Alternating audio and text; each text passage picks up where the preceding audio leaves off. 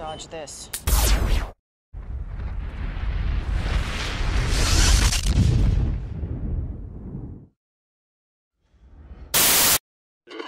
One world currency. The New World Order. Those are the roots of trouble. I imagine that right now you're feeling a bit like Alice, tumbling down the rabbit hole. Let me tell you why you're here. You're here because you know something. What you know you can't explain, but you feel it. You felt it your entire life. That there's something wrong with the world. You don't know what it is, but it's there, like a splinter in your mind, driving you mad. It is this feeling that has brought you to me. This is your last chance. After this, there is no turning back. You take the blue pill, the story ends. You wake up in your bed and believe whatever you want to believe. You take the red pill, you stay in Wonderland, and I show you how deep the rabbit hole goes. All I'm offering is the truth, nothing more. For we are opposed around the world by a monolithic and ruthless conspiracy that relies primarily on covert means for expanding its sphere of influence, on infiltration instead of invasion, on subversion instead of elections, on intimidation instead of free choice, on guerrillas by night instead of armies by day. It is a system which has conscripted vast human and material resources into the building of a tightly knit, highly efficient machine that combines military, diplomatic, intelligence, economic, scientific, and political operations. Its preparations are concealed, not published. Its mistakes are buried, not headlined. Its dissenters are silenced, not praised.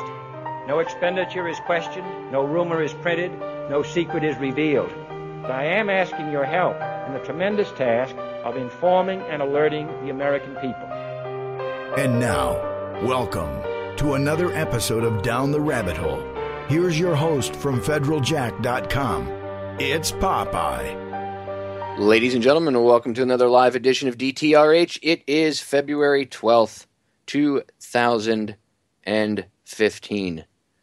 Before I get into the show tonight, since I won't be live tomorrow night, I just want to say that tomorrow is Merce's birthday. It would have been her 34th birthday. So it is in her honor tonight that I expose this dark and evil stuff, because she didn't like this. This is one topic that when I got into, it actually made her physically ill when I would discuss it with her. So because it's her birthday tomorrow, and it's Friday the 13th. She was actually born on Friday the 13th. It's in her honor that I dedicate this broadcast tonight. So anyway, tonight I'm going to be getting into, as I said, some dark, evil stuff. The dark satanic occult. How they feel about their pets, the military, the police. How they feel about you and me. They call us the walking dead, the living dead. You wonder why there's so many zombie movies and shows out there. I wonder who they think the survivors in the TV show or the survivors in the movies are supposed to be modeled after. Anyway, it's not you, ladies and gentlemen. It's them. They consider themselves to be surviving inside of a zombie apocalypse, so to speak. Anyway, we're going to get all into this with my guest tonight. I don't want to waste any more time. My good friend, Mr. Mark Passio. Mark, welcome back to the broadcast. Popeye, thank you so much for inviting me back onto Down the Rabbit Hole. It's always a pleasure to be on the show. Brother, it's been too long since I had you on, and I can't think of anybody else to get into this evil, dark stuff with other than you. I mean, you were a former low-ranking Satanist, but you realized what was going on, and you hit the eject button, and then you did what not many people would have the balls to do. You proceeded to start to megaphone the world about what was going on and what these people do. And this is, let's not joke about this. I mean, let's not try to, sugarcoat it. What you talk about, and when we discuss this stuff, this is some evil stuff. This could get you killed. The stuff you know and the stuff you talk about could get you killed. It puts you in a very dangerous position. So before we even get into it and get sidetracked, for the rest of the world and myself, I want to thank you for having the balls to do what you do, brother, because this stuff needs to get talked about. I really deeply appreciate that vote of confidence, Pop. I don't really think that the dark occultists who I formerly worked with in my past really consider what I'm doing much of a threat, if at all, to what they are doing in the world, to their, hegemony, to their firmly entrenched power. They don't really see anything that I'm capable of doing as a threat. I don't know whether that's hubris on their part or whether they really know how deeply they do have the mindset of most of the people of the world, and don't really look at it as as possible to take people out of the mind control that they are already in. When I first got out, I kind of thought about things like, will people try to come after me for what I'm about to do? And now I just don't even really consider it at all for, a number of reasons. Really, one of them, the first thing, is what I just said. I don't really think they consider what I'm doing a threat. Two, even if they did, I think that standing in truth is the best method of protection that anyone could afford themselves of. And I think those who stand firmly in the truth and speak it to other people and are trying to inform people about what is going on in our world and why this is a situation of slavery, and it deeply needs to change from a spiritual perspective, from a spiritual point of view, a moral point of view. I think the people who are involved in that battle to bring that deeply needed and heretofore occulted or hidden information to the people of the world, they gain an amount of protection from the universe itself, as far as I'm concerned. So for those two reasons alone, I don't see myself in any appreciable danger or threat against anything that they could do to me. And I've often said on my own show, even if they did try to take me out of the physical domain, my consciousness is going to be back here and continue to do the great work of exposing the evil that's going on this planet and speaking the truth to other people so that they can learn and grow in consciousness no matter what happens to me physically. Yeah, they can't kill an idea, brother. They can't stop it. And honestly, their underestimation of you is good. That's what they've done to us all along. They've underestimated the general public because they really think we are stupid. And I can get it because I've talked to you about this. You go to Walmart at 1 o'clock in the morning to a 24-hour Walmart. Not even at 1 o'clock in the morning. You can go at 9 o'clock at night or 4 o'clock in the afternoon. You look at humanity. You see Black Friday, people stepping over each other while they're having a heart attack to get to the next TV or Xbox or PlayStation. I understand how they could have that arrogance about them. But see, I have more faith in humanity, Mark. Just like you do, I understand the true potential that humanity has inside of itself. It just needs to be awakened. Yeah, there's definite potential there. It's a matter of people getting off of the brainwashing box in their living room, the television watchers out there. And another big mental influence is that the power that religion still holds over the minds of the people of this world. It's like that's the dialectic. The dialectic is all of the religious followers and then all of the total secular humanist atheist type people out there, the scientism worshipers. They've basically divided the world into these two religious denominations. You have cultural religion like Christianity, Judaism, Hinduism, Buddhism, etc. on one side of the fence, and on the other side of the dialectic you have all of the left brain quote religions, the people who believe in social Darwinism, the people who believe in nothing essentially, and think that man is the highest power in creation, and people who just believe in science as the only, discoverable, the only thing that is possible to discover truth through. And, you have that split, that divide, the super right-brained on one side with cultural religion, and then all the left-brain religions on the other side. Both of those things are holding back the bulk of the people of the world from the truth, and they have to free their minds from all of those ideologies which aren't allowing them to see how they're controlled. aren't allowing them to understand that these are all just methodologies of controlling the mind. And, while their minds are controlled and they're put off onto erroneous belief systems about what is real in nature, then the people who are giving them these false belief systems are ruling over them, because once they have the mind, they have their behaviors. And then it becomes a piece of cake for them to basically turn those people into their willing slaves, because they don't even understand how they're controlled mentally, and they think that they're free. And that's the most dangerous form of slavery, is a form of slavery that is essentially occulted or hidden from people's minds, because they believe erroneously that they're free. They believe that they're thinking their own thoughts and they're believing in their own belief systems, when in fact these belief systems were just handed to them and given to them by people who, have been doing this for tens of thousands of years, and who have it down to a science, a mind control. Their forms of mind control are essentially down to a complete science. And that's why I say the only solution to this whole thing is a change of perspective. That's the solution. Everybody wants to know, what's the solution to this problem? What's the solution to that? The umbrella solution is a change of perspective. If we all stopped looking at each other the way we look at each other, if we stopped allowing this division and we realized that we're all equal. The cops, you guys aren't better than anybody. You're not a special class of citizen. Get over yourselves. Military, same thing. Get over yourselves.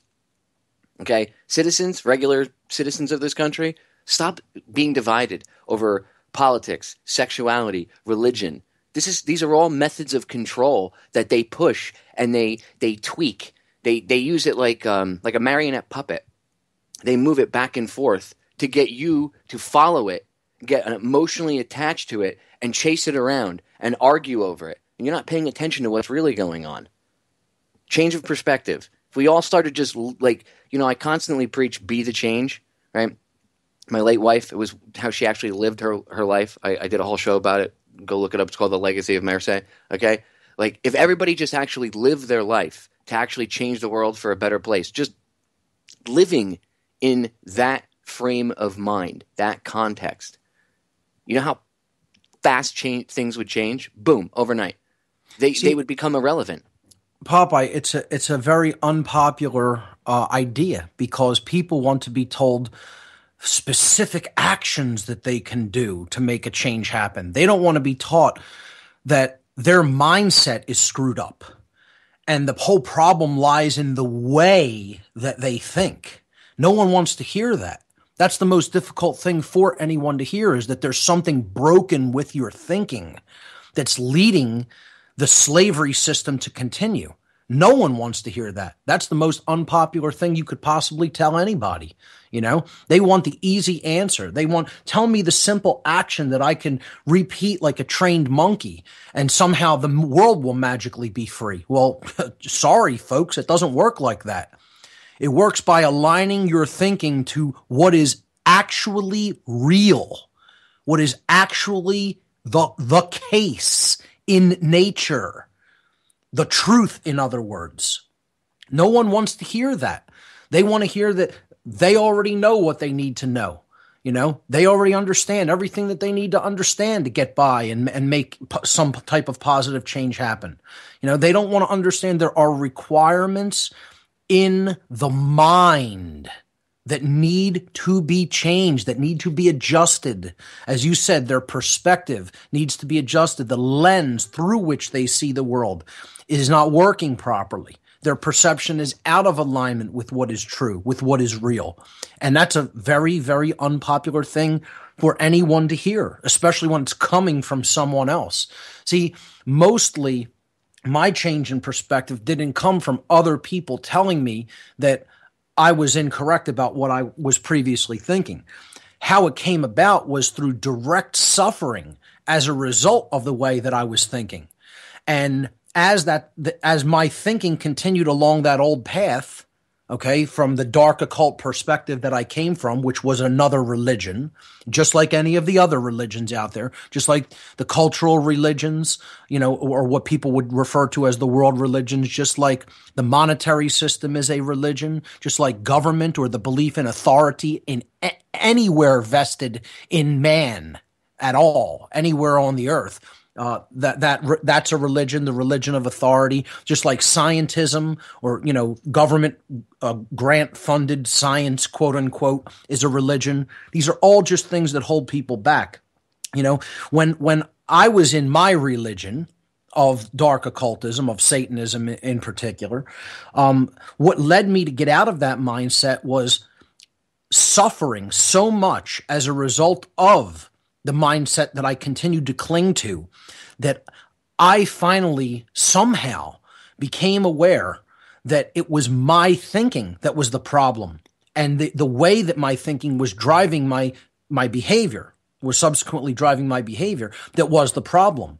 And when I decided to readjust that and come and let go of my attachment to those former ways of thinking, then the result changed. The actual consequence that I was receiving in my life experience changed for the better. So I saw it experimentally, experientially in the world. As a result of changing my mind, my life, the quality of my life changed.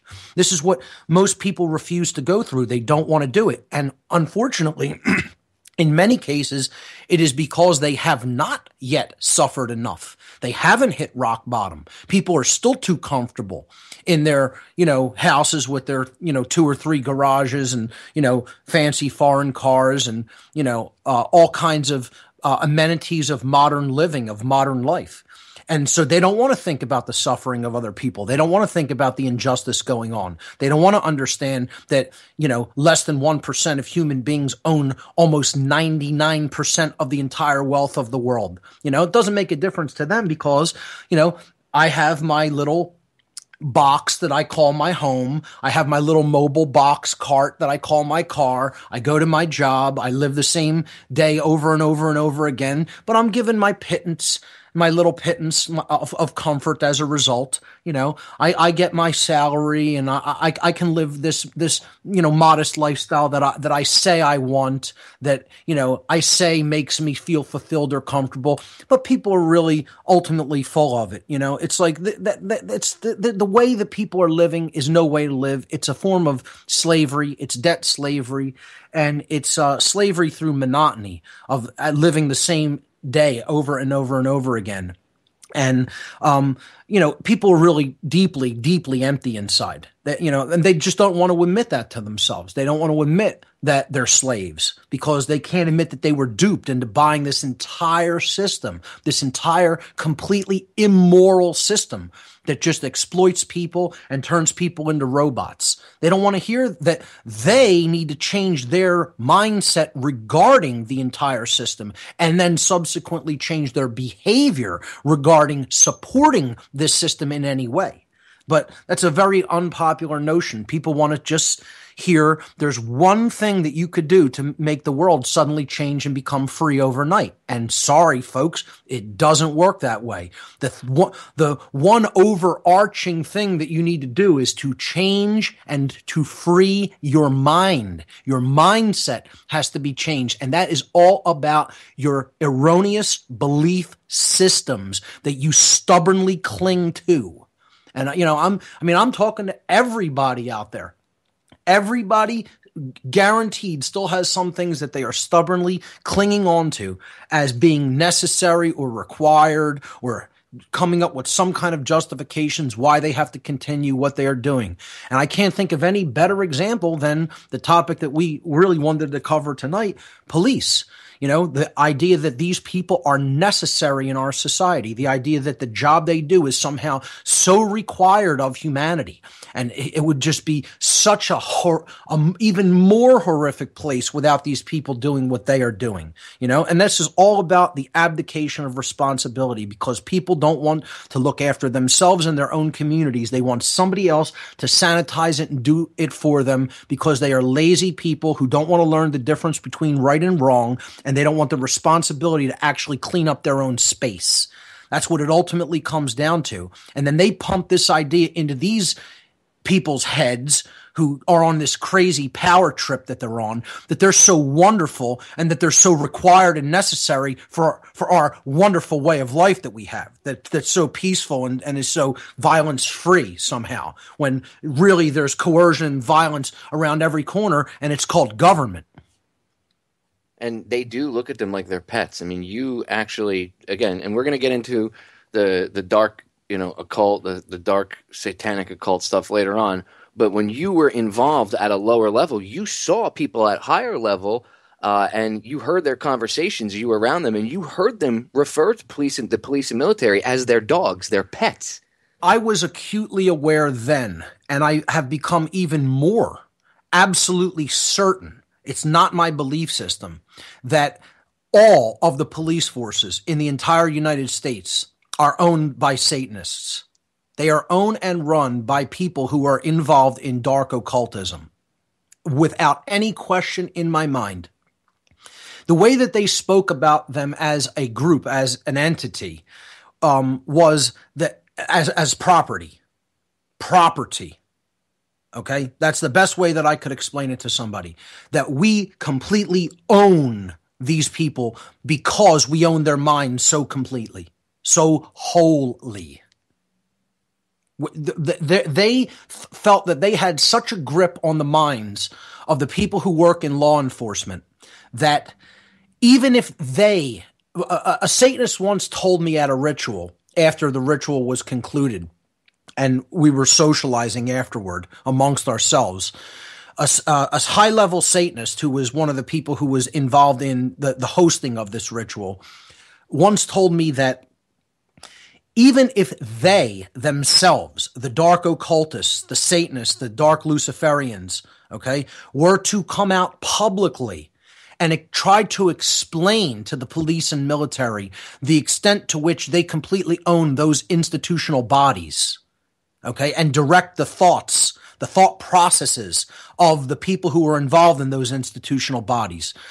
They said if we came out, we ourselves who are doing this to these people, came out and tried to explain to the very people whom we are putting in this mindset that we own them, that we have done this to their mindset, and tried to explain how we did it, they still would not accept it from us.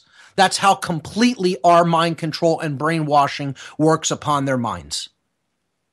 And I believe them. I don't think that they're lying. I don't think that they're, dissembling or trying to, make up and, say that they're so much more powerful than they really are. I accept that as true. Now, people might say, oh, you give them too much credence or credit. I don't think so. I think they know fully exactly what they've done to the minds of people.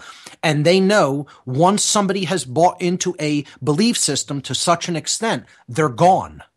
Their soul is gone, and they have it completely, possibly for the rest of their lives. Now, I don't think it's every person within those institutional bodies, but I think they have the vast majority is the phrase I would use. If I had to make some kind of a guesstimate, I would say it's probably in the above 90 percentile of the amount of people whose minds are wholly owned in those institutions.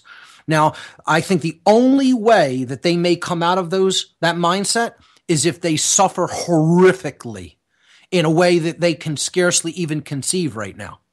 I think their level of suffering has to be so intense that, something breaks in their brain.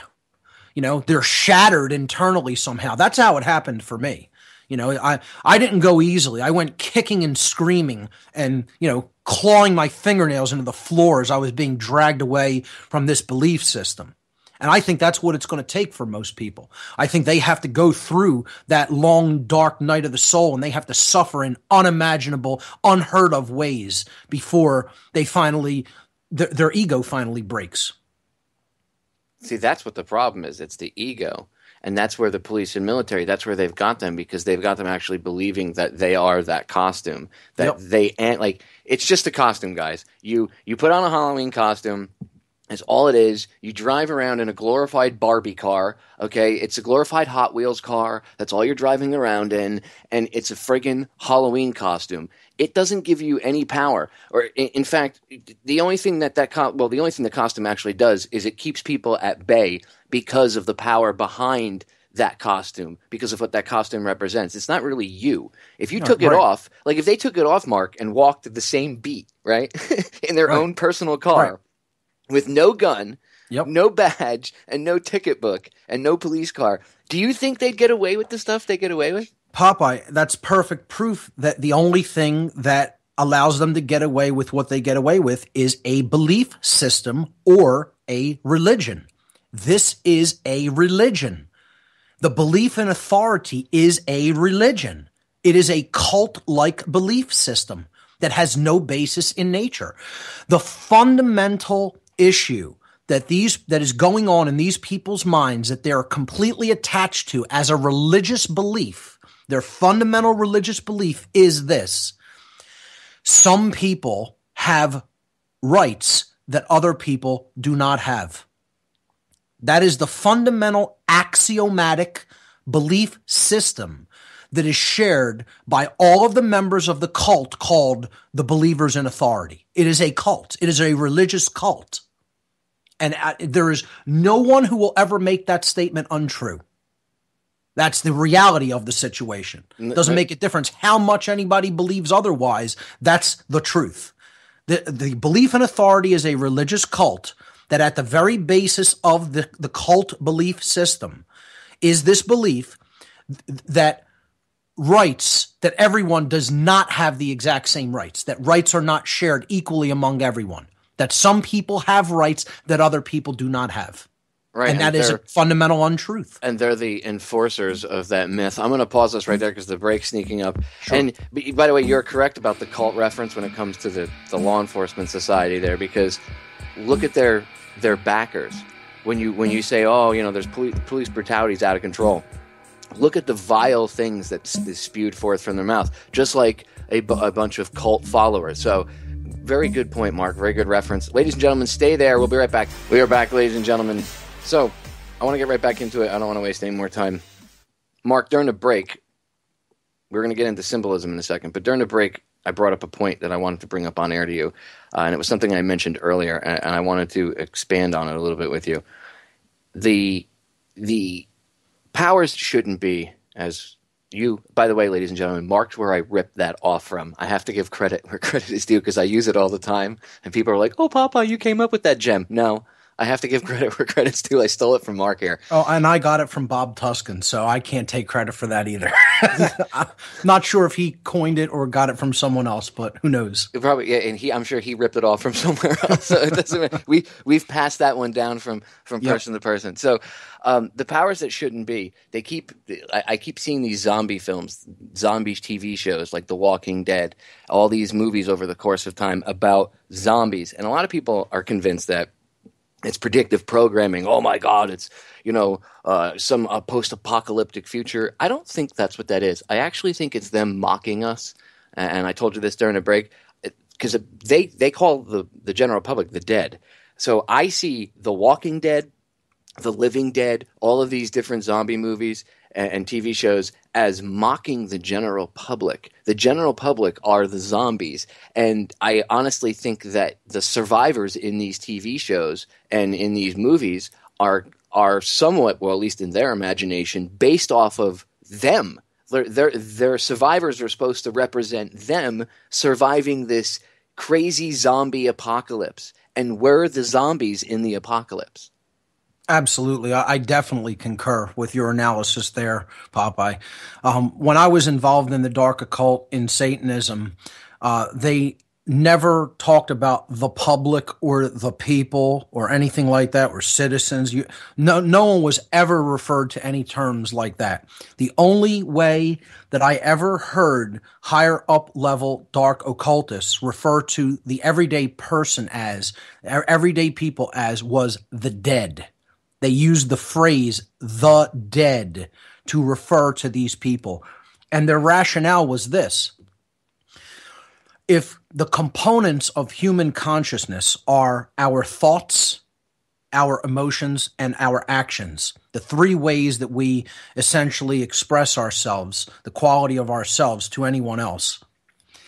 And the general public doesn't have a drop of real holistic intelligence because they don't know the truth. They don't know about what's going on in their lives or around them. Okay, they don't know what's being done to them. Then they're not really thinking individuals. So somebody who is completely ignorant and not paying attention doesn't have that aspect of consciousness developed or active. The general public is largely apathetic. They don't care about what's going on. Not only don't they know, they don't care. And if their emotions aren't put toward, understanding the truth, and their care isn't used to drive them to know about what's going on, then they could be said to be completely apathetic or uncaring. So therefore, they don't have that second aspect of consciousness developed, the emotions, the emotional aspect, the emotional qualities. And of course, if they don't know and they don't care, they're not going to be doing anything to really create positive change in the world. So they're lazy and cowardly and inactive. Their actions are dead.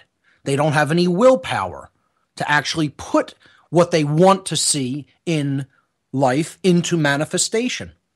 So if their thoughts, their emotions, and their actions are deadened, are inactive, are not developed, that person, that being, or that society that is formed by the aggregate of those beings could be said to be dead. They're not really alive because they don't have the three aspects of what it means to be conscious or awake or alive. And so that's how these dark occultists refer to these people as. They call them the dead. Zombie movies and the zombie archetypal theme in general of the zombie is absolutely an allegory for totally unconscious, asleep people who are sleepwalking, who are essentially dead because they don't have any aspect of their consciousness developed, thought, emotion, and action. They're ignorant, apathetic, lazy, and cowardly, and therefore, for all intents and purposes, they could be seen as the dead, and that's why they refer to them as such. And that's why I see these zombie TV shows and movies as them mocking the general public, and the general public doesn't even realize it. They don't even understand the allegory because they have no frame of reference to base it upon, because most of them have no experience with occultism at all, let alone dark occultism. So they don't understand what these people refer to the public as. And, so they can't see the allegory. They think it's some science fiction thing, or it's about some, outbreak of a disease or something that's going to infect the whole population. That they never explain how some of these people aren't affected. It's the vast majority, and this represents there's only a tiny minority who is awake, does understand what's going on, is conscious, is caring, is active, does know, and is doing something to try to rectify the situation. Now, in all these instances, it's usually pitting that one group against the other. They're not trying to really look for a solution to try to wake the dead up from their trance. It's about that they have to do away with them somehow. That's all about pitting a divide between people more and more, instead of actually getting them to help to transform them and bring them back from the dead, bring them back to life, from the grave, to resurrect them in consciousness from a deadened consciousness, a state of consciousness or a state of unconsciousness, to a state of awakened or enlightened consciousness.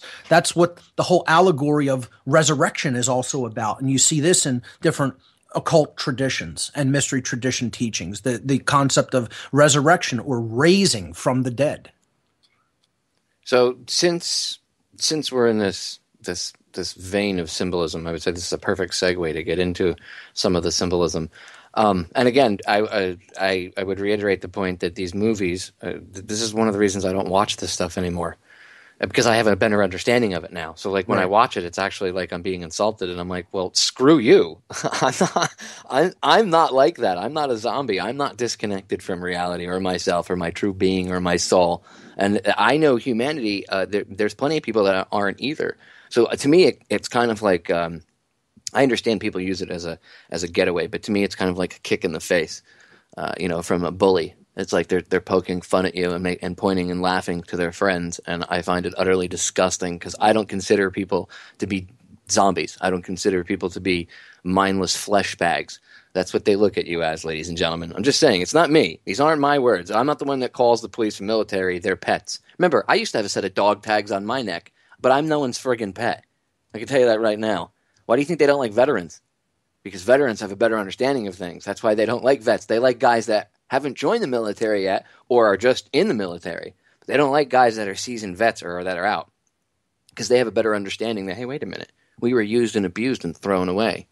That's why vets are labeled terrorists, huh? Oh, because maybe they have a different perspective. There's that word again, Mark, perspective. It's all about a change of perspective, ladies and gentlemen. That's what the term be the change, when Gandhi said be the change you wish to see in the world, I look at that as be the change. Literally, that's a change of perspective.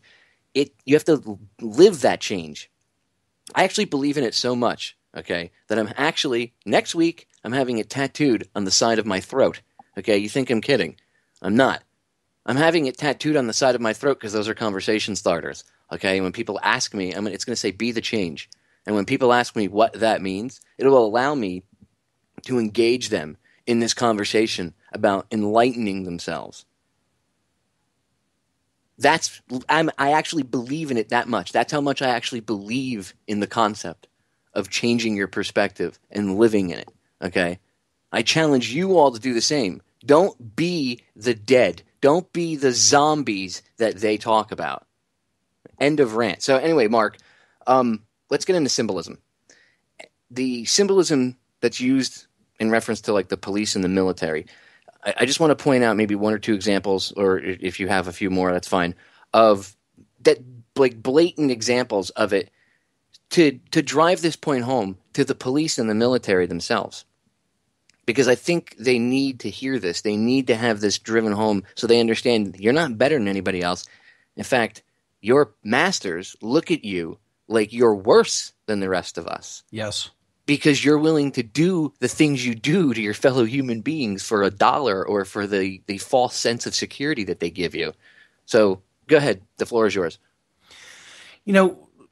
Some of the things that they put directly onto police and military regalia, uniforms, they're worn by the people involved in these institutions, are symbols that come directly out of dark occultism and Satanism in particular. Directly, they are putting occult symbols on these individuals. One of the biggest ones that they place on them is inverted pentagrams. You'll see this in some police department badges. Okay, like the Victoria Police. It's an inverted pentagram and it's upholding the British crown. Okay, and it says uphold the right. And that doesn't mean uphold the rights of the people. It means uphold the rights of the crown. They're being used by these people to basically protect them, to protect this royalty, to protect this oligarchy, to protect this, corporatocracy, or what I call the occultocracy. That's what we live in. We live in an occultocracy. We live in a society that is ruled by occultists, by a hidden elite that understands more about the human psyche than anybody else in the world, and therefore understands how to manipulate the mind of the public to get them to put themselves into chains for them. You'll see this often placed directly on the forehead. They don't just wear it as a badge like over the heart in many cases. They'll put it over these areas of energy within the human body. One of them is the heart. So that's why a badge is worn near the heart. Another place that they'll put it is on their hats. Whatever type of hat they may wear, they'll put it on the front of the hat so that it's right near the fore part of the brain, the prefrontal cortex of the brain, which is where the morality center of a being is. So they're putting a satanic emblem that resonates with satanic energy over the part of the brain that could develop morality. Just think about the symbolism involved in that. You're taking a symbol. The inverted pentagram represents duality and conflict raised above the union of the Trinity. That's why there's 2 points upward out of the 5 and 3 points downward. So you're taking the concept of the Holy Trinity and you're putting that down while you're raising up the 2 horns of duality. You know, I don't see how you could get any more satanic than that. That's why it's used as a satanic emblem or symbol. That's where that imagery comes from. It's the idea that the goat's head fits inside of the 5-pointed inverted star with the 2 horns sticking up. You know, the bull or the goat. You know, these are satanic symbols that have always resonated with dark occultism. Then those 3 points that are down represent thought, emotion, and action, the real Trinity. You know, you could look at it as the, quote, religious Trinity, but that's just a symbolic allegory about the 3 aspects of ourselves. You have the thoughts, which is like the creative aspect. Then you have the divine mother or the Holy Spirit, the sacred feminine component of the consciousness, which is the emotions, okay, the heart. And then you have the actions. That's the male byproduct. That's why it's always a male child in the Trinity, because the thoughts and emotions come together as the father and the mother figure. They are wed together, and then they have the offspring, which is the actions of the individual, which is a male or masculine quality. And that's why those are the 3 aspects of the Trinity: thoughts, emotions, and actions. Now, those are put down, and then the duality of playing sides off against each other, of conflict. Okay, and these people being required to be in their positions of authority to resolve that conflict is raised up above, and that's the diametrically opposing forces that keep the crown in its place, which sits between those 2 upward pointing triangles of the pentagram, those upward pointing points of the pentagram. They hold the crown inside of it like, you know, a cradle, like holding it in their arms, right in between the 2 horns, if you will. I mean, you just have to look at some of this symbolism and you'll realize how unbelievably dark it is. I mean, the Medal of Valor that is given in the armed forces is an inverted pentagram with the goddess figure. Okay, the sacred feminine energy of the goddess, which is care, which is what it really represents, is the emotional quality of the individual inside the inverted pentagram. Because to get that Medal of Valor, care for other human beings ultimately had to be sacrificed. It had to be put into a satanic state to get somebody to do the types of violent actions that they got them to do by just polarizing the mindset and saying, we're pitting you against them because their government is telling them to do this, and we as your government is telling you to stop them or go after them. And of course, it's sits below an octagon. The octagonal shape is always used to represent mind control. Okay. It's a hypercube in a 2-dimensional perspective. The hypercube is the symbol of a never-ending prison-like mindset that you can never escape from. It's a symbol of pure ego identification and earthbound identified consciousness that never seeks or reaches for anything higher or any higher wisdom or understanding.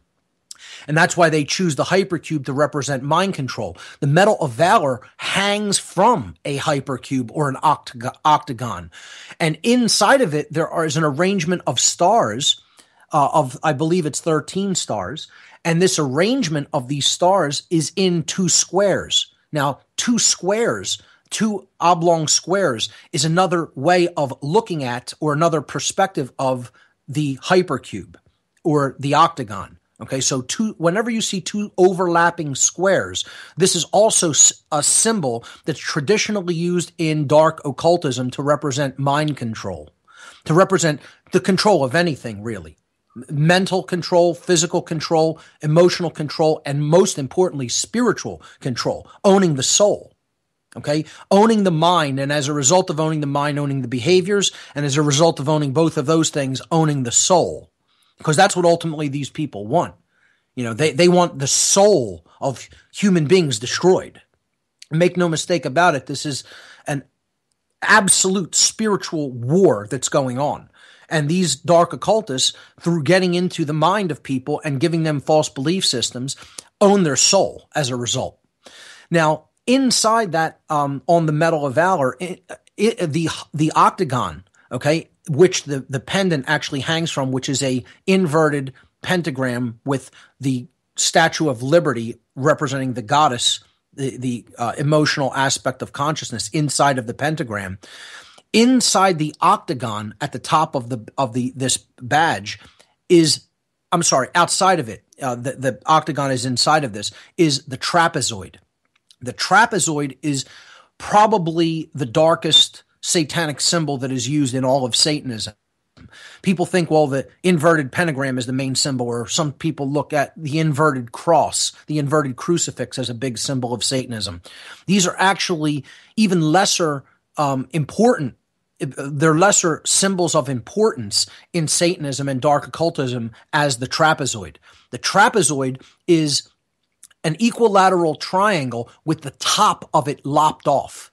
Okay, so if you look at the trapezoid that's on the back of the $1 bill, okay, with the all-seeing eye over top of it, okay, that represents a prison of souls. It's a trap. That's why they use the shape, the trapezoid. Not only that, but it's this. It represents the Trinity again, which would be the equilateral triangle, but broken. Okay, so you're taking off that top piece, which represents the consciousness being in union with divinity. A lot of people insist that all-seeing eye means the dark occult, or the dark Illuminati, as people refer to them as, the darkly illuminated ones, as they like to see themselves as, because they have the knowledge, but they use it for mechanisms of control and manipulation and enslavement. So they see themselves as enlightened because of what they know.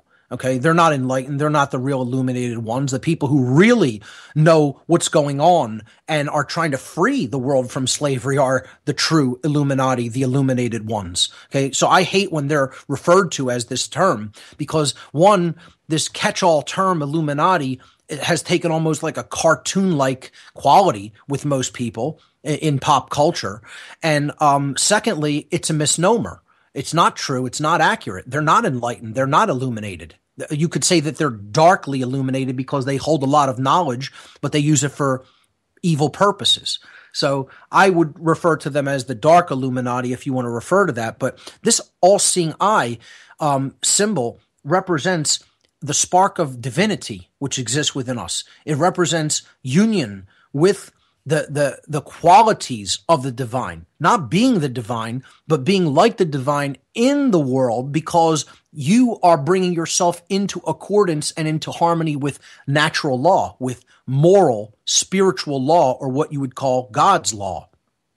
This eye in the triangle represents the unity consciousness of bringing your thoughts, emotions, and actions into alignment with each other, such that you're a being that as you think, so you feel, and so you act, and there is no contradiction between those three modes of consciousness. Okay? You're not saying or thinking one way and then saying and that you feel a certain way about this, concept or behavior, and then you're going to act differently. That would be contradiction or oppositional consciousness. Unity consciousness, represented by the eye in the triangle, means as you think, so you feel, so you act, and you're not in contradiction between those three aspects of consciousness. So if you take that out of the equation of this equilateral triangle shape, what you're left with at the bottom, if you refer to the reverse side of the $1 of the Great Seal on the back of the $1 bill on the left-hand side of the bill, you'll see underneath that all-seeing eye is the pyramid. Now, that pyramid is incomplete because the capstone, the eye, isn't joined with it, okay? So it forms, the pyramid part forms a trapezoid. Again, that's the satanic symbol. So on that symbol, you have godlike consciousness represented by the eye, and then satanic consciousness represented by the trapezoid, okay? The trapezoid forms the top piece of the Medal of Valor, this military honor that is given to them. So you have altogether, I count 1, 2, 3, 4 absolutely overt, dark occultic symbols on this one emblem.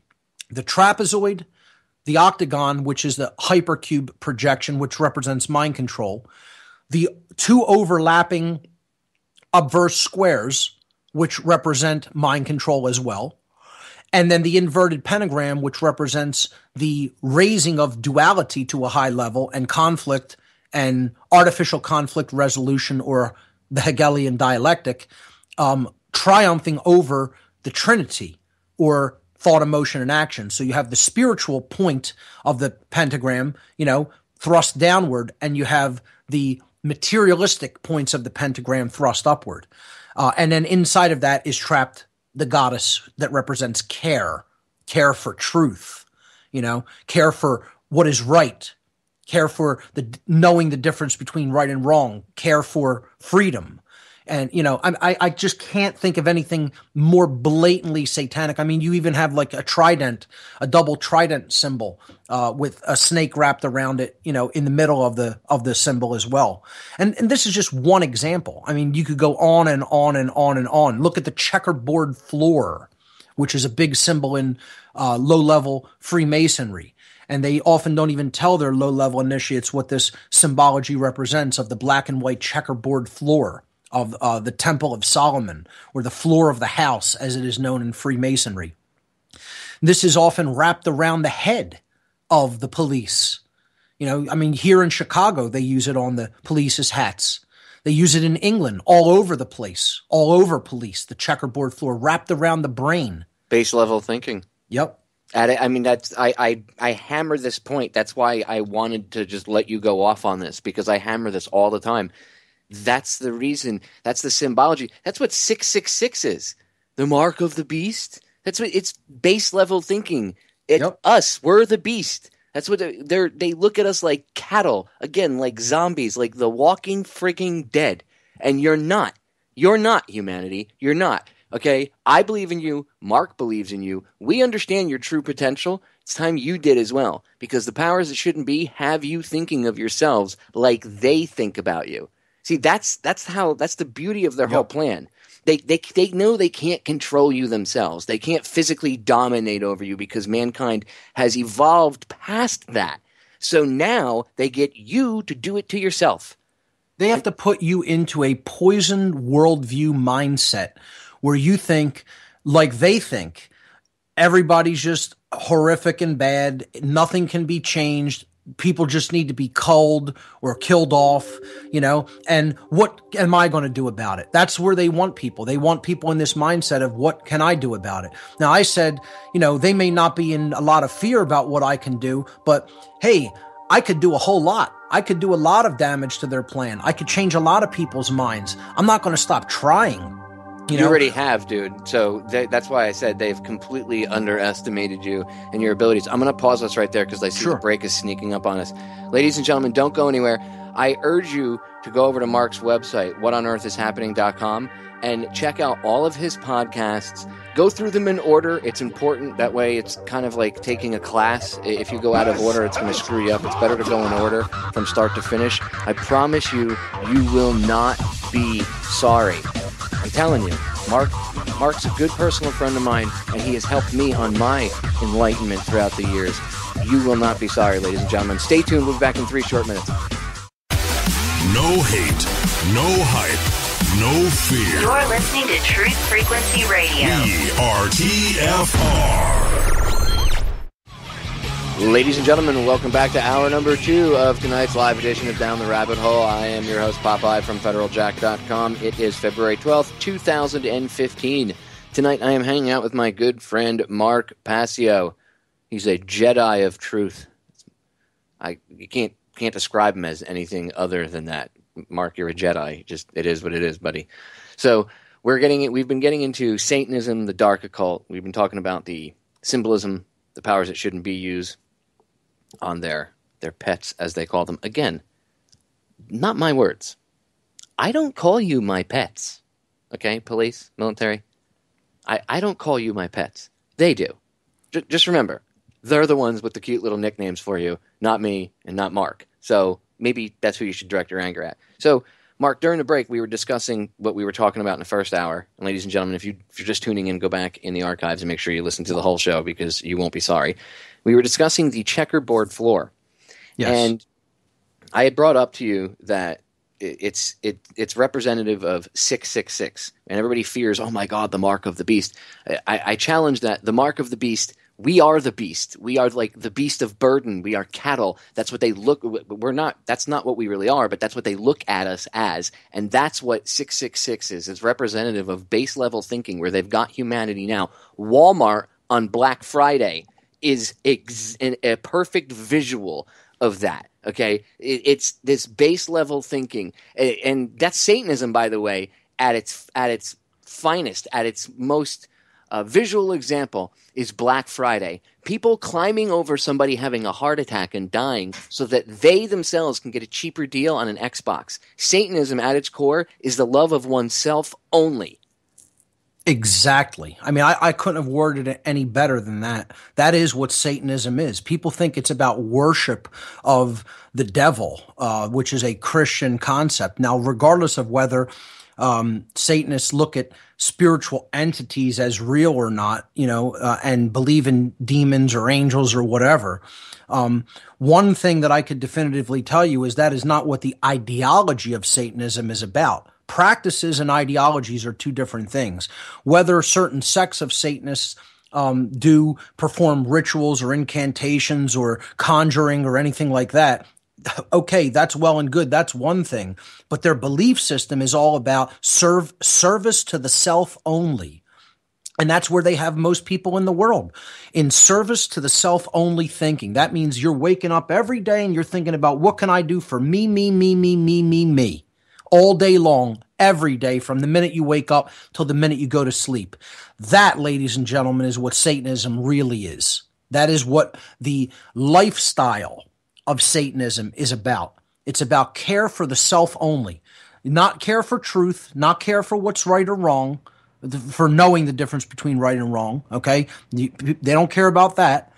Not care for justice in the world, not care for rights, for right action, for freedom. None of those things matter. It's all about what can I get, what can I acquire to make me more comfortable, to put me up on a pedestal, to put me up in a position that's better than the next guy. That's all it's about. 24 hours a day, 7 days a week, 365 and a quarter days a year. That's what Satanism is. And if you judge the ideology by that standard, most people in the world are satanic. They live in a satanic mindset. And, like you were saying, they refer to the military and the police as their dogs. I never heard them call them the police. I never heard them say the armed forces or the people in military or the people in uniform. No, never. They call the Satanists who I worked with in the past called the police our dogs. That was their name for them because they looked at them as pets who would sit when told, who would eat when told, who would attack when told, who would back off when told. They are commanded like an animal, like a pet. And that's what they referred to them as, their dogs, because they had them in an animalistic state of consciousness, of, instinct response mechanism, like a Pavlovian dog. That is what they referred to them as. They only ever referred to people in police and military institutions as our dogs, or I often heard the term our pets. Like just outright calling them our pets that we own and we direct and we command as we see fit. And they follow orders on command like well-trained pets, And, this idea of the checkerboard floor, it comes out of the Freemasonic tradition. Now, folks should really try to understand what I'm saying here regarding Freemasonry. And don't take it as I'm attacking the entire tradition of Freemasonry. No more than I would attack the entire tradition of any given religion. I'm saying if you buy into it as a dogmatic belief system, then it becomes something that holds you back. There are core truths in all kinds of different mystical and religious traditions. Okay, so there's core truths in Christianity, like the Golden Rule. Don't treat others in a way that you would not want to be treated. People often say it as do unto others as you would have done to yourself. I like the negative aspect of it. If you don't want to be treated a certain way, don't treat other people that way. That's the real golden rule.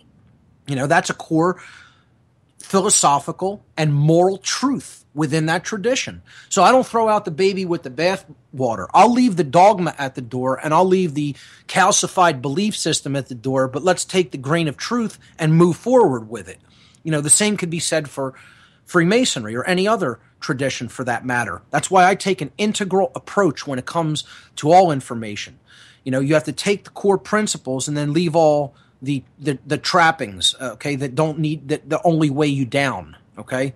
And that's what dogma is all about. Dogma weighs you down. That's why, religion is something that will hold you back, but getting to the core principles of truth and morality that lay at the heart of all religious traditions will move you forward, okay? So this idea of the checkerboard floor of the house comes from the Freemasonic tradition. And it represents base consciousness or unconsciousness. It represents not knowing the difference between right and wrong, light or darkness, good or evil, represented by the white and black checkered squares that make up the floor. Okay? The light ones would represent truth, goodness, morality, knowledge of what is right.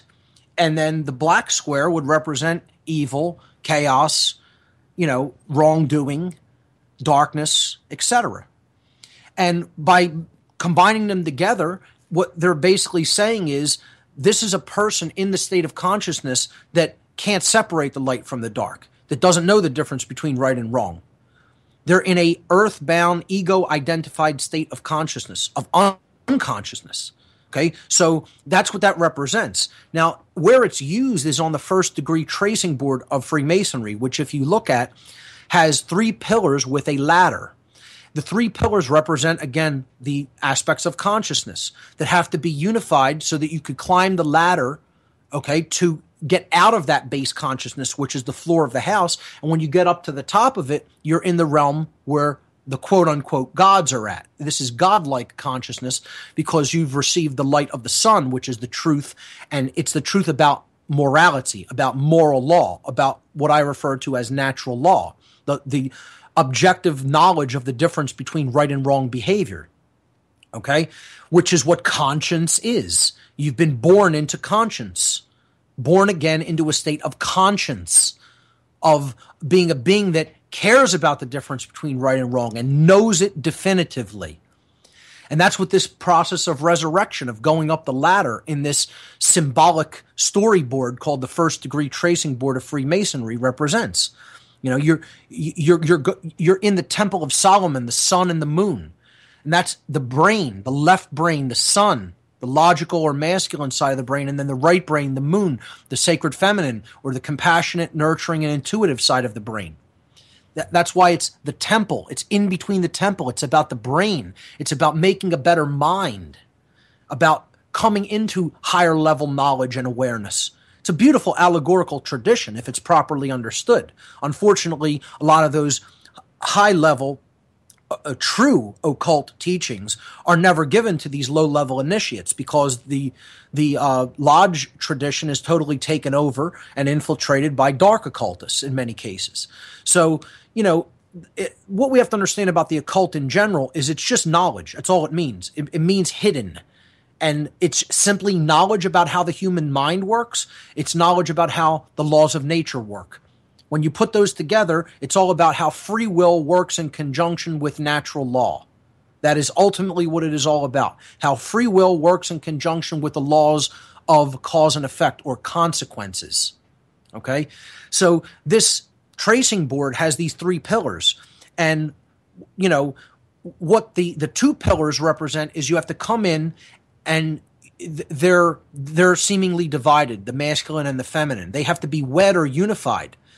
Okay, so we bring them into harmony, into unity consciousness. We have the sacred masculine aspects of the personality, and we have the sacred feminine aspects. We need to bring them all together and work with them all. So we're working with logic and scientific type thought, but we're also working with creative and intuitive capacities.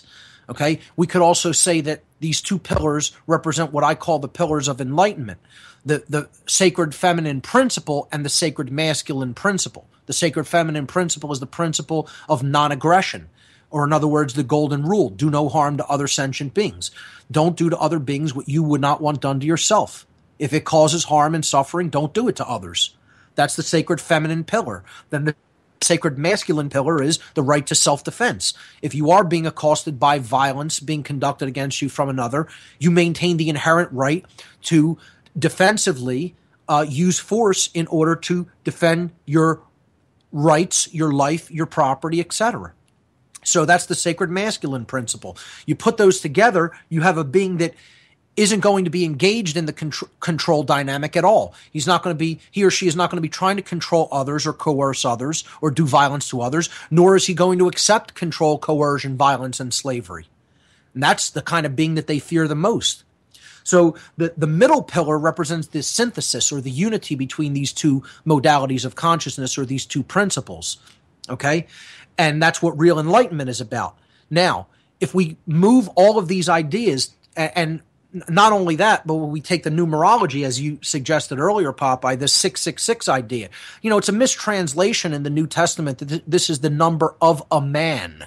This is how it's always translated in the book of Revelation out of the original Hebrew.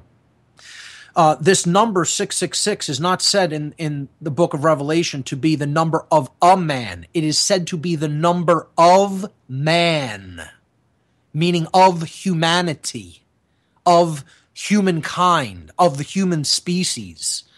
Okay, there's a very important thing and a hugely mistranslated concept in that text.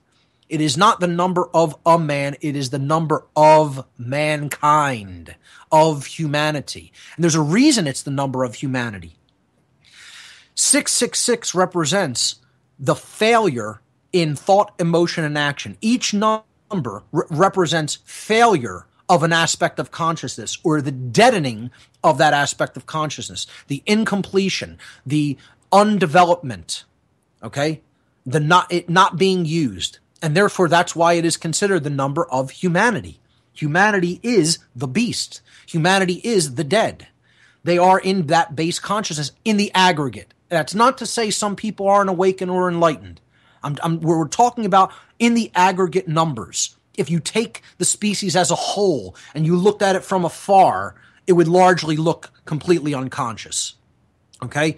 Now, if that is base consciousness 666, this sacred or holy number in different forms of religion and mysticism and occultism, 777, has been traditionally used to represent godlike consciousness, or in other words, being like the divine, not being the divine. Again, there's a very big difference between being God, okay, which no one is, and being like the divine, embodying the qualities or living your life in a divine way, okay, having aspects of consciousness which are reflective of the Creator, reflective of the light of the Creator, okay?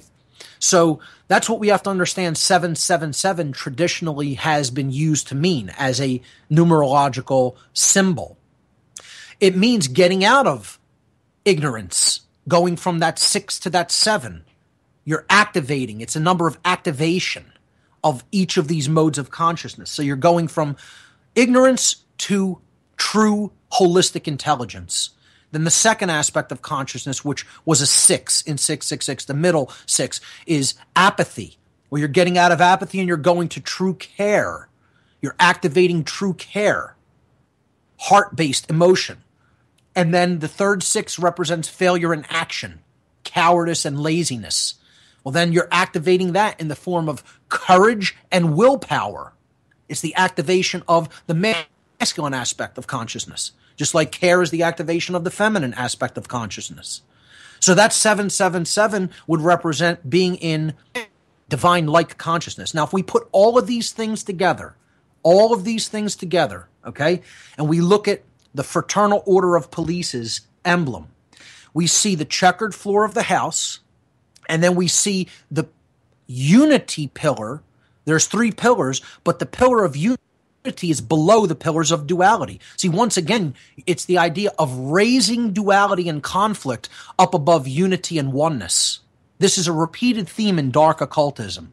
And this is why you see it repeated on police's insignias. Then you have the letters FOP for Fraternal Order of Police. Okay, FOP. But if you take those numbers and apply their gematria equivalents, gematria is occult numerology. And how you do this is you count which letter in the alphabet the F is. So F, A, B, C, D, E, F. F is 6. It's the 6th letter of the alphabet. So you're going to ascribe the number 6 to that F. Then O. O is the 15th letter of the English alphabet. So since you have two numbers, a 1 and a 5 in 15, you're going to add those together, and you come up with another 6. And then P is the 16th letter of the alphabet. You're going to add the 1 and the 6 together, and you're going to get a 7. Well, we don't have 666. We have 667. Very significant number. Because what they're saying to the police here, what this is symbolically representative of, and whether this is deliberately designed like this or it's synchromistic, is neither here nor there. It's still telling us something extraordinarily important if we understand how to decode it. That's failure in thought, meaning they're not really holistically intelligent, they're still ignorant. Failure in emotion, certainly don't care about truth, don't care about justice, true justice, don't care about natural law, don't care about the difference between right and wrong. They're still in that state of apathy. But then action is raised to a higher point, to a higher number, to the 7 instead of the 6. See, so the number of the police in the dark occultist's eyes is not 666, it's 667. It's just one more than the average dead of the public. Now, that doesn't mean that they don't hate these people even more than the public, but it means they'll use them for their purposes because they see a little bit more value in what they can get out of them than even the public, because they're the 667. And what is that thing that they're going to use them for? Their actions, their muscle, their masculine presence, the behavior that they can get them to conduct through mind control, through keeping them in base consciousness and dualistic thinking, represented by the checkered floor and the dual pillars raised above the pillar of unity. 667 would be a being that is still ignorant, is still apathetic, but is taking action in spite of their ignorance and their undeveloped true care, their apathy. So while thought and emotion are still dead within them, they're acting in a capacity of order followers, following their orders and just performing the rote actions that they are commanded to perform like robots. So that gives them that one more number up from 666 to 667. And I would say it's the most dangerous place to be, because you could look at somebody who's completely dead as not being able to do any harm. But somebody who's still taking action and doesn't care or know the truth, doesn't care for the truth and doesn't know the truth, is extraordinarily dangerous. And that's why that is the number of the police, 667, not 666. They're used as the buffer between the dark occultists, the darkly illuminated ones, and the public, to basically protect these dark occultists' interests and stomp all over the rights of the public in the process. And that's how they're seen. They're seen as attack dogs, guard dogs that are guarding their interests and attacking anybody who gets in the way of these high-level financiers, occultists, so-called elite members of society getting their way and getting what they want. And the police go right along in hand with it. And you know, to round out this symbol, you see the all-seeing eye symbol at the bottom of the emblem on one of the 2 points that represent duality, and then a Masonic handshake, because of course the Fraternal Order of Police is a Masonic affiliate, and I would say it is a dark Masonic affiliate, what I call dark Masonry, okay, and it is an affiliate of the Dark Lodge system. Okay, you can't look at Freemasonry as one thing, because true esoteric Freemasonry teaches moral lessons and it teaches natural law. It does teach the laws of morality when it's properly understood and decoded. In the modern lodge system, this understanding is largely lost, and it's largely infiltrated by dark occultists who are not teaching their initiates anything valuable regarding what real esoteric Freemasonry is truly about. Therefore, they're not getting any of those lessons, and it's just acting as a club where deeds can be performed in secret and deals can be made, and the type of thing where I scratch my back, you scratch yours. An old boys club. A secret society inside of a secret society, as Albert Pike referenced. Sure. Studying that sigil, the Fraternal Order of Police's logo, if you understand how to decode it, is very powerful. And it shows you just how deep dark occultism is embedded in the symbolism of the police and military. I mean, all you have to do, one of the first places you could start is the Air Force logo. I think that's one of the most blatant examples of a demon. You're looking at a demon's face. The demon is Chort. It's a demon that's worshipped in Satanism. Well, worshipped, conjured, or looked at as an archetypal figure that they summon the energy of. And it's spelled Tchort, Chort. This is the face of Chort in the Air Force logo. Chort was a demon that flew in the sky with huge wings, And you're looking at Chort's face, and people still can't see the demon in the logo of the Air Force. It is a demon face. The entire logo, it's two eyes. They'll say, oh, it's a star with wings. Step back and look at it for a minute. Step back away from it for a minute. Stop thinking that it represents what you think it represents. It's a demon face with eyes and horns and teeth. I mean, it's right there. It's right there in front of people's eyes, and they still can't see that when they look at the Air Force's logo, they're looking at a demon's face. It's right out in the open. Right out in the open. And yet they'll say, no, it isn't that. Like they could have designed it any possible way with all the permutations that they could have designed it with stars, birds, aircraft, whatever. And yet they chose to make this simple outline of a demon face. And you're telling me that's accidental? Yeah, sure it is. Yeah, because, it's the same way, it's the same accidental way that they accidentally designed a swastika for an Air Force base down in on the West Coast, down near San Diego. It was just an accident that got designed that way. They said, oh yeah, our architects didn't notice it. Yeah, sure. You remember when the new Air Force logo came out?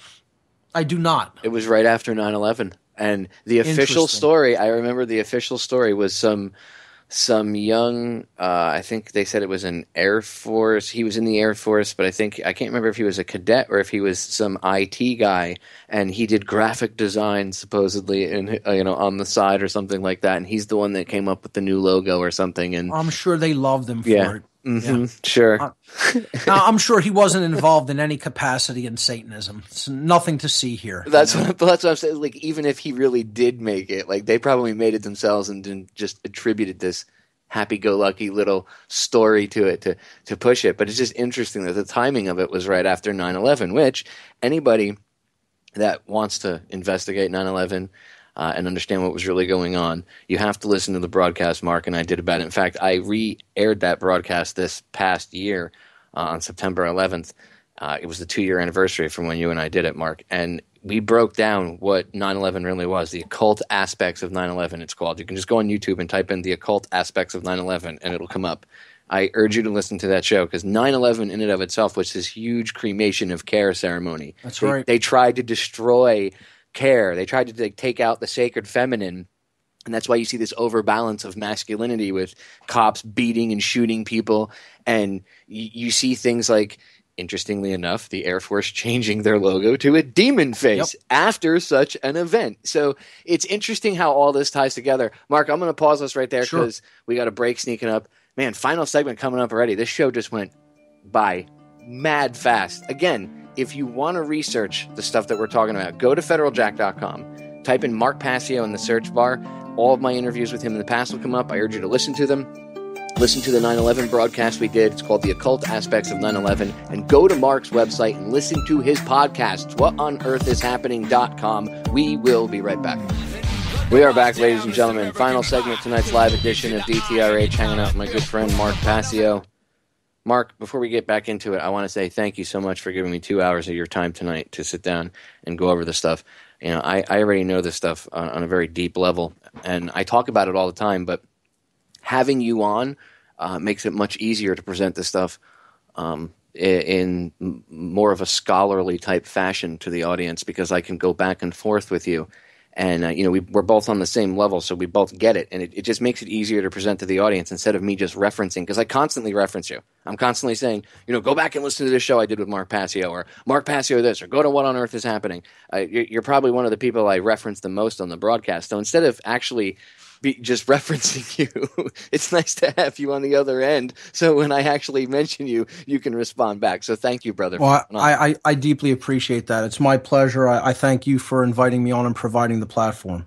It's always an honor, dude. Again, you're always enlightening to the audience, to say the least. So let's get back into it. We got about 20-something minutes left, about 25 minutes for the end of the broadcast. Since we've been talking about all these symbols and how the dark occult Satanists think about the military and the police and the general public, perhaps we should cover the bases a little bit of the dark occult Satanists themselves. Now, you actually, again, have this rare perspective that not many people do, because you were part of this at a very low level, and then, again, once you realized what was going on, you were like, I'm out. Although you did say that it took a while for you to get to that point, and kind of like kicking and screaming on the way out. And I think that's actually good that you had that experience, because that's why you're so passionate about pushing the truth, because you went through that, and that tore you out of that paradigm, that false paradigm that you were in, and it helped create the warrior for truth that you are today, brother. So although it sounds screwed up to say this, I'm kind of glad that you went through that horrible, tough experience, because it created the truth warrior that we have today. Yes. So I absolutely concur and understand the sentiment that was expressed in, and you're absolutely correct. That was like a sword being forged in fire, and that is what tempered me to understand what's going on in the world. People think, well, you just got out of Satanism all at once. No, it didn't happen in one day, ladies and gentlemen. That was a years-long process of getting out of that mindset, and knowledge brought me suffering combined with the intake of knowledge is what got me out of that mindset over years, not days, not weeks, not months, but years of my life. I didn't just suddenly wake up one morning and say, oh, I'm not a Satanist anymore. I don't think this way anymore. All the years of, accepting this type of a belief system, oh, that's all just magically gone, and I'm totally enlightened now. I know the difference between right and wrong behavior now. I know what natural law is about now. I know all the ways that I was previously wrong suddenly overnight. No. I knew a few aspects of things that showed me enough to say, hey, I got to stop my involvement with these people. And that was about it. Then, it's okay, boy, out the door you go. Don't let it hit you in the rear end on the way out either. And, now I'm, in between worlds, because I'm not going back to the old world of organized, distorted religious dogma, nor am I going to go into this realm of the exact antithesis of that, which is this, not just atheistic, but this, totally control-based paradigm of we're the masters and we're going to make everybody else our slaves, and we'll give them all kinds of fake dogmatic religions, and we'll give them a fake monetary system that only enslaves them further, and give them all forms of mind control and poison them, with their the garbage food that we push on them to eat, and the radionic weaponry, and EMF pollution, and hammering the mind with all kinds of frequencies, etc. I don't want to be involved in any of this on either side. So then I'm kind of a man with no comfort and lost between worlds for years. And what brought me out of that condition of ignorance and suffering was knowledge. That's when I went into deep study, really deep study. And I started to become obsessive with studying and knowledge and just reading voraciously, insane amounts of material, downloading things, watching documentaries, listening to lectures, going to lectures whenever I could find someone that I felt was important, hear speak and understand what they were talking about. Reading book after book after book after book, sequestering myself, isolating myself from the rest of the world to a point where friends and family members often thought, "Hey, what's wrong with you? You don't do anything. You're sitting basically in one place alone. Just, what are you doing with all your time?" And the answer was reading, getting my mind back, reclaiming my mind, trying to understand what I had just been a part of, and that wasn't an overnight process, folks. That was years long, that process. And, a lot of those beliefs went with difficulty. They went because when you're so attached to a religion and a belief system, usually it's only suffering that's going to rip you away from it. And that's how it went with me. And, it had to come to a point where I was suffering so badly that the only two alternatives were, death, the grave, or the ladder to higher consciousness, getting out of the pit, getting out of the abyss by making an actual effort of willpower to climb out of that pit by nourishing myself with knowledge, with the light of truth.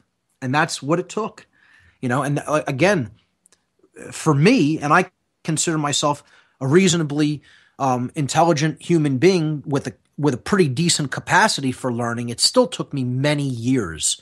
I would say that process went for between 6 and 8, maybe even 9 years, at least 6 years minimum. And your experience is like a physical visual representative of a representation, I should say, of what my speech that I put together with Payday Monsanto years ago, my original intro, I call it Inches. It's an edited version of the speech that Al Pacino gives in Any Given Sunday. And he says, with the all-seeing eye behind him. Yeah, and isn't it ironic that he says at the point in that movie when he says we're in hell right now, gentlemen, that's on the wall over top of a cross. Yep. I'm just saying. I wonder what Oliver Stone was trying to let you know with symbology in there. Oh, yeah. But great speech too. Oh, it is, and that's why I edited it up and used it. And in there, he talks about climbing out of hell inch by inch. And that's exactly what you did. That's exactly what people are doing by educating themselves and relying on personal responsibility and not relying on these false saviors, whether they be politicians or somebody that comes up and puts on a headset too and says, "I'm a radio show host, listen to me, I have the ultimate truth." If they're not telling you that you're the solution to the problem, they're part of the problem. Exactly. It's that simple. And I'm so glad you brought this up because, so many people attempt to put different people up on pedestals, and that's the worst thing that you could possibly do. You got to do your own research. You have to use your own willpower, and that's the only thing that's going to make a difference in the world. A savior's not coming to rescue us from our own ignorance. Okay, we have to do that for ourselves. I think one of the worst doctrines in all of religion is the doctrine of salvationism. Personally, I'll just come blatantly out and say it just like that. I think salvationist forms of religion of all kind are the worst form of mental bondage and slavery in the world. Because what this is doing is making you abdicate your personal responsibility to actually make an effort to change things in the real world for yourself. And you're just abdicating that to some other entity and saying that being is going to do this for me, or I just need to believe in that being, or I need to accept him as he, she, it as my savior. Okay. And that'll make everything okay. No, it won't. Period. It will not. So, see, and most people will grasp that I'm really trying to get at salvationist Christianity with this. And it's true because, this whole idea that all you need to do is believe in Jesus as your personal savior. I mean, where did that notion even come from? I want anybody to find in the New Testament words attributed to Jesus where it says, worship me as your Savior and you will be all right. That is the path to freedom. That is the path to goodness. That is the path to order. How about trying to live in the way? How about having Jesus as your example, whether you believe in him as a real man or an allegory, an allegorical figure, of truth? How about live according to the teachings that were espoused by that great teacher? Be like him in your personality. Be like him in your everyday actions. No, don't try to worship somebody. Worship isn't required, And these salvationists, that's what they're all about. It's brainwashing. They've been brainwashed. They're a member of a cult. It's not a religion. That's a cult. It's not a true religion. It's a cult belief system, salvationism. And all it does is abdicate personal responsibility. You want to know in your own scriptures, for any salvationists out there listening, in your own scripture, what the prescription made by Jesus in the New Testament, when he is asked by his own apostles in this story, what is required of us? What do we need to do to be free? His answer is, know the truth. Know the truth, and the truth will set you free. He doesn't say bow down and worship me. He says know the truth, which means you need to change your mindset from where it's at in untruth. He was an example of living truth. That's why he referred to himself as the way, truth, and light. The idea is know the truth and then you'll be set free by the truth. You very hear any salvationist Christians mentioning that. It's all, for them, it's all about abdicating your responsibility to some higher figure or higher authority. And where's free will in that equation? You'll hear them often poo-pooing free will, saying that's not important or we shouldn't put that up on some kind of a pedestal. That's the gift of the creator of the universe, free will, for us to be able to make a choice to align our decisions to right or wrong behavior, to align our decisions of our behaviors to natural law or not, and therefore to create order by aligning our behavior to what is right, or to create chaos by aligning it to what is wrong, or refusing to align it to what is right. This is the real path out of the darkness. This is the real path out of the world of slavery, not worshiping some entity. You want to do that? Fine, do that too. Have your belief systems. I'm not saying anybody isn't entitled to their religious belief systems, but when you try to make the entire game, the whole thing, about nothing but taking your free will responsibility and placing it into someone else's hands and saying, you're going to do my work for me. You're going to save the world somehow. And I don't really need to learn anything new. I don't need to readjust my emotions. I don't need to readjust my behaviors or my actions. But that somehow supernatural or otherworldly entity is going to do that for me. Then I have a big problem with that belief system, because all that's doing is perpetuating more and more ignorance in our society. Because it's a whole bunch of people that don't know the truth. Because it abdicates responsibility to a higher entity. And if it's not religion, it's politics. Or if it's not that, even in the quote unquote freedom movement, as you coined the term, the My Freedom movement, people put people up on pedestals and then they get let down when those people act like humans. That's perpetuating the same cycle, just with different characters, different players in the game. We need to look beyond that. What did Einstein say? You can't solve a problem with the same level of thinking that created it. So we have to step outside of this box, outside of this cycle that we're in, and start to do things differently. That's literally what I mean by being the change. Again, living in a perspective change, unlike you've ever done before, and actually truly living it. You know what I mean, Mark? Living it, like you feel it with your soul, type of living it. I'm glad you brought up the idea of people, even within the truth movement, putting heroes up on some kind of a pedestal, and then, then it didn't work out, or, how they planned it, or the person, proved not to be the exact perfect figure that they were thought to be. No one's perfect in this three-dimensional reality. If you're expecting perfection here, you're going to be sorely disappointed, because it doesn't exist. We could do the best that we can with what we are given to work with. We could do the best that we can with our time. We can make a true effort. I was saying to some friends the other day that I still really don't think that most people understand the message I'm trying to put forward in the world, because the vast, overwhelming majority of the stuff, of the correspondence that I ever received from people is, thank you so much for what you're doing. It helped me to understand this, that, and that. What I'm looking for is not praise. I don't want to be popular. I'm not trying to, win friends or win support from people. I want people to understand what's going on and then help do something about it.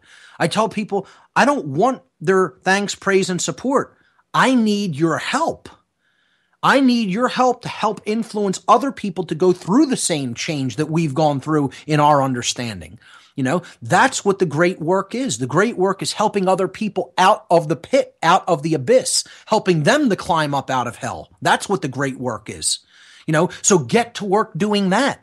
I always, whenever I get an email thanking me, praising me, whatever, making a comment, I will, if the person uses their full name, I'll type it into Google to try to see what they're doing in the world. I type my name and type your name in double quotes into Google, whatever search engine you like, Start Page, Yahoo, doesn't make a difference. Just pick a search engine that you like. Doesn't have to be Google. Type your name in double quotation marks, wrapped in double quotation marks. Okay. Now, my name brought up almost 250,000 results the other day, which I was happy to see. I typed in somebody's name like Michael Tessarion. He had like 375,000 results for his name. I typed in David Icke. He had like 4.5 million results under his name, wrapped in double quotes. I was like, wow. That's an indicator of what you're really doing and the impact you're making in the world. How publicly, it's not, you could do that with any public celebrity that's not talking about anything of value. Okay, you could do that. Celebrities and politicians have millions and millions of views. I'm talking about people who actually are paying attention and want to do something and want to try to change the world for the better. That to me is an indicator of, is your work out there? And it's like most people who write to me, they're not doing anything themselves. They're not putting it back out there. You knowing it is not the end, folks. You knowing this is the beginning of your journey. You have to go and tell other people. You have to go and awaken other minds. You have to go and unlock other hearts. That's how this change is going to happen. That's what the great work is. Yeah, you're only in the first Matrix movie. You're only at the end of the first Matrix movie when you wake up, okay? That's right. You're only at the end of the first one, ladies and gentlemen. We haven't won yet, okay? That's the whole beauty of this experience. Is it's a journey that everybody will go through, and that if you open your mind and you take personal responsibility, you will be amazed at the information you'll receive, the love you'll receive, the knowledge that you'll receive. But you have to be willing to do it. Nobody's going to come do it for you. Okay, that's right. That's what you have to. Go back and listen to. Again, go to federaljack.com. Type in the search bar. Type in. What was it? Decoding the Matrix, deciphering the Matrix. Just type in Mark Passio Matrix into the search bar in Federal Jack, and it'll bring up the show Mark and I did about this.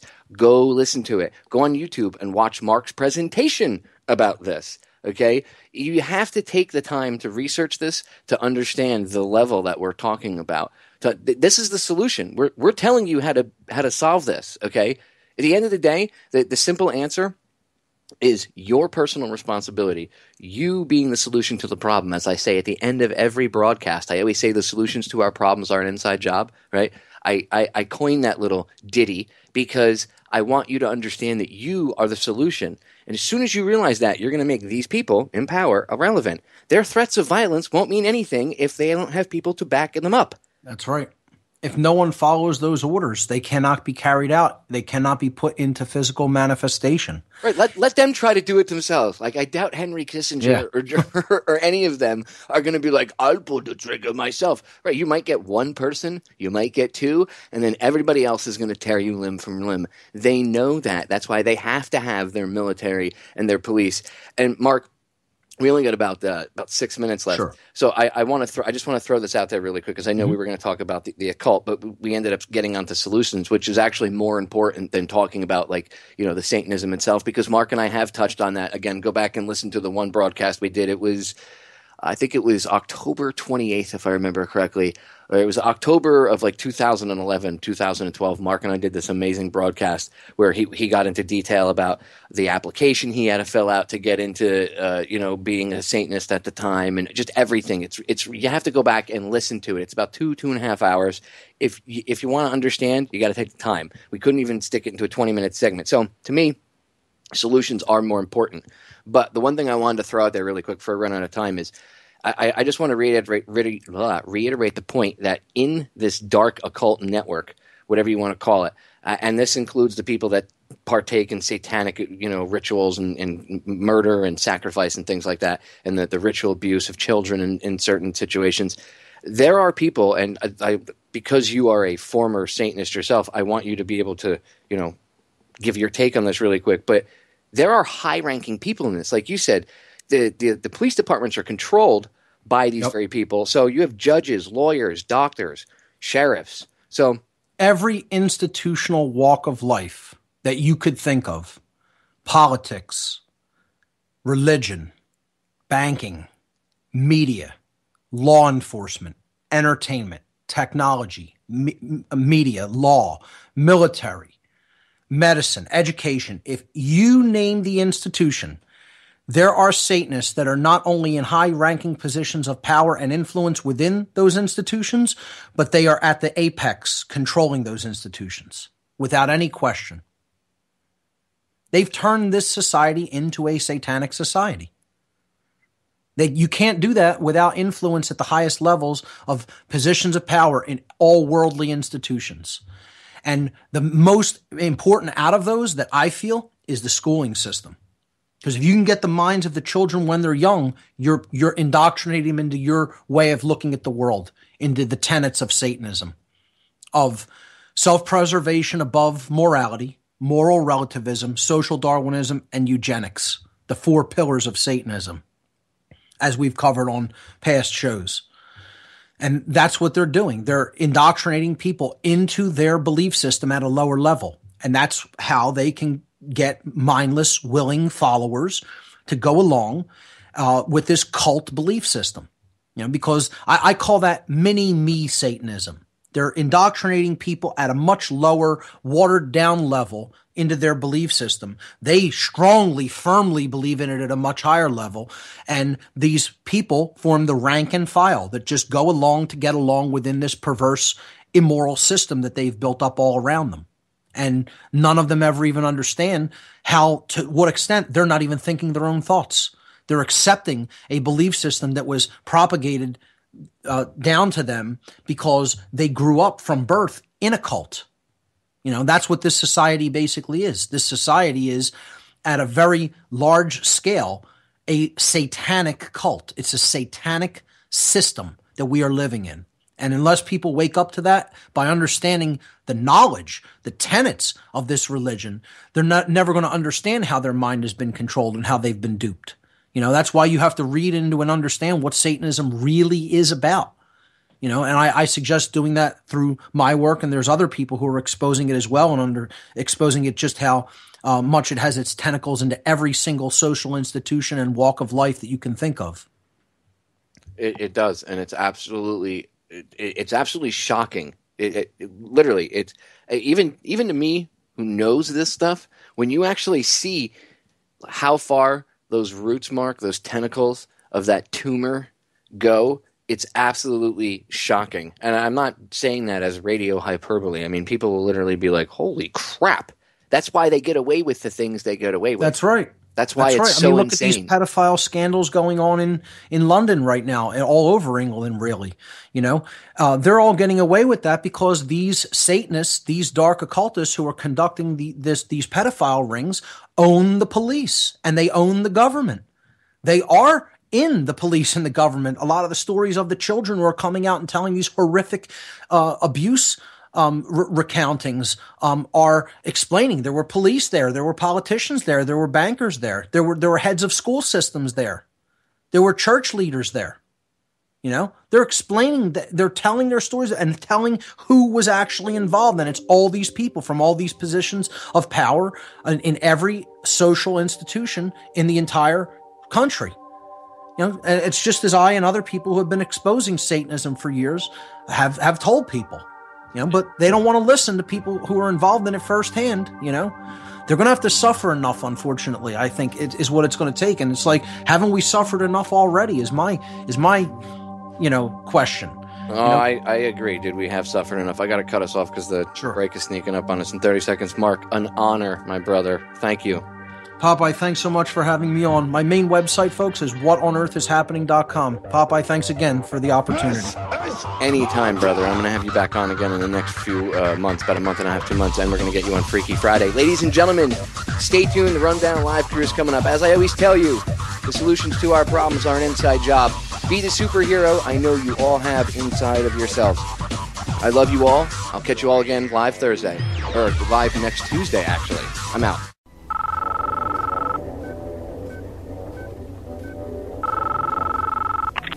I know you're out there. I can feel you now. I know that you're afraid. You're afraid of us. You're afraid of change. I don't know the future. I didn't come here to tell you how this is going to end. I came here to tell you how it's going to begin. I'm going to show these people what you don't want them to see. I'm going to show them a world without you. A world without rules and controls, without borders or boundaries. A world where anything is possible. Where we go from there is a choice I leave to you. President John F. Kennedy. Ladies and gentlemen, the very word secrecy is repugnant in a free and open society, and we are, as a people, inherently and historically opposed to secret societies, to secret oaths, and to secret proceedings. We decided long ago that the dangers of excessive and unwarranted concealment of pertinent facts far outweighed the dangers which are cited to justify it. Even today, there is little value in opposing the threat of a closed society by imitating its arbitrary restrictions. Even today, there is little value in ensuring the survival of our nation if our traditions do not survive with it.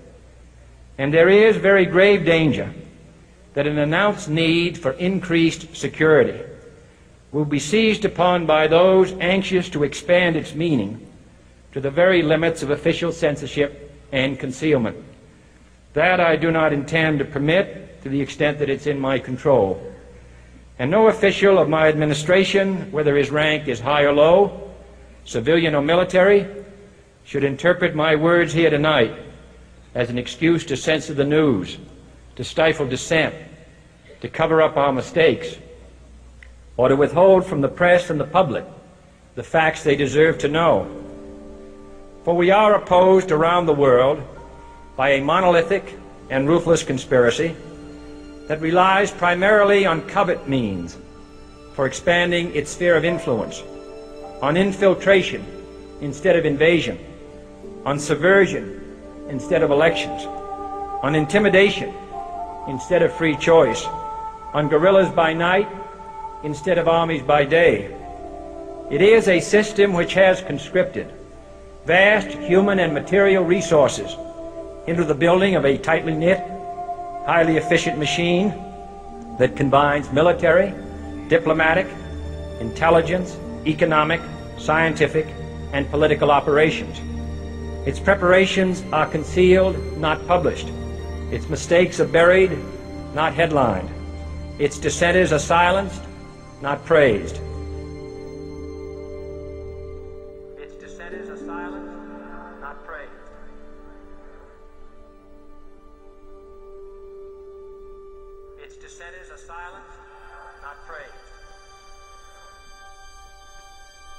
dissent is a silence, not praise. Its dissent is a silence, not praise. Its dissent is a silence, not praised. No expenditure is questioned, no rumor is printed, no secret is revealed. No president should fear public scrutiny of his program, for from that scrutiny comes understanding, and from that understanding comes support or opposition, and both are necessary. I am not asking your newspapers to support an administration, but I am asking your help in the tremendous task of informing and alerting the American people. For I have complete confidence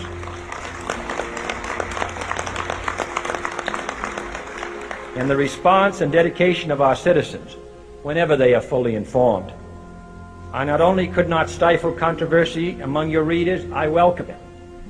This administration intends to be candid about its errors. For as a wise man once said, an error doesn't become a mistake until you refuse to correct it. We intend to accept full responsibility for our errors, and we expect you to point them out when we miss them. Without debate, without criticism, no administration and no country can succeed, and no republic can survive. That is why the Athenian lawmaker Solon decreed it a crime for any citizen to shrink from controversy. And that is why our press was protected by the First Amendment, the only business in America specifically protected by the Constitution, not primarily to amuse and entertain, not to emphasize the trivial and the sentimental, not to simply give the public what it wants, but to inform, to arouse, to reflect, to state our dangers and our opportunities, to indicate our crises and our choices, to lead, mold, educate, and sometimes even anger public opinion. This means greater coverage and analysis of international news, for it is no longer far away and foreign, but close at hand and local.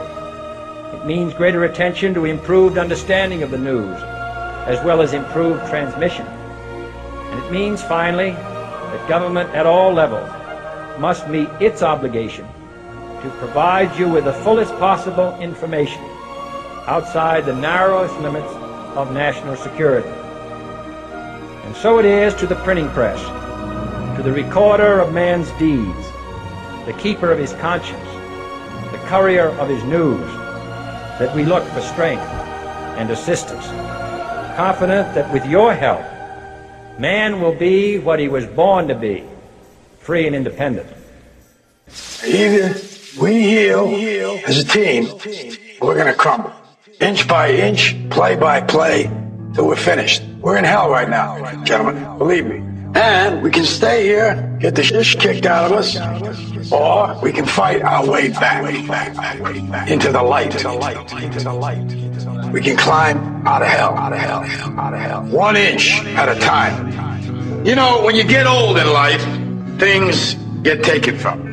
I mean, that's part of life.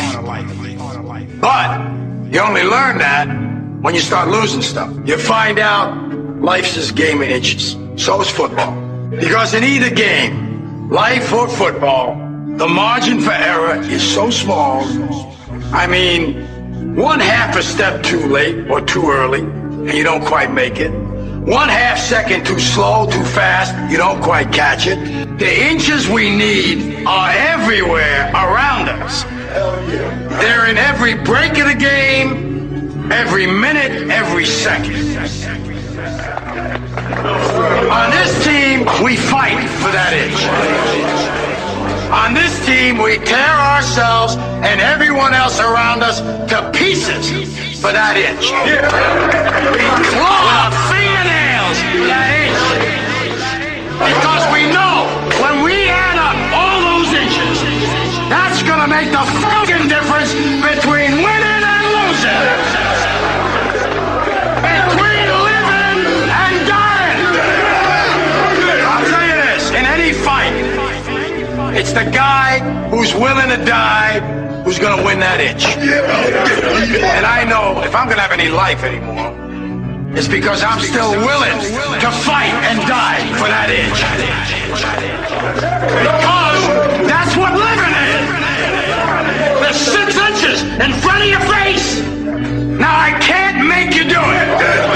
You gotta look at the guy next to you. Look into his eyes. Now I think you're gonna see a guy who will go that inch with you.